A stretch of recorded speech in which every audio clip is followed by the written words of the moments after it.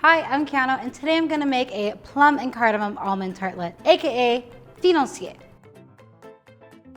I like to start with room temperature butter so it melts nice and easy over medium heat until it's a nutty brown. Keep an eye on it to make sure it doesn't go too dark, otherwise it'll impart a bitter taste in your cake. Because the foundation of this cake is primarily almond flour, it will have a slightly coarser texture than your typical cake mix. Because this cake doesn't have a lot of liquid added to it, powdered sugar is preferred over granulated sugar so it fully dissolves in the cake. Because there's no baking powder or baking soda in this cake mix, egg whites are going to serve as a leavener to give us a light, springy cake. Make sure your brown butter is fully cool before incorporating into the cake, otherwise you're going to end up with some scrambled eggs. Starting from the center, you want to whisk it together, slowly incorporating a bit of the dry ingredient until you have a nice, smooth batter.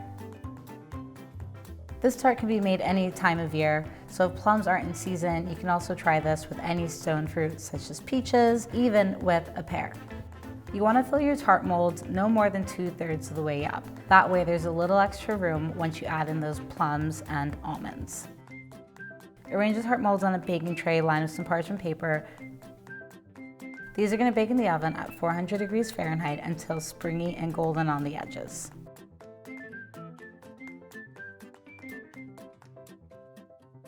When you're ready to serve, give them a light dusting of powdered sugar. These cakes are typically served as a tea time treat, so grab your favorite cup of tea and enjoy.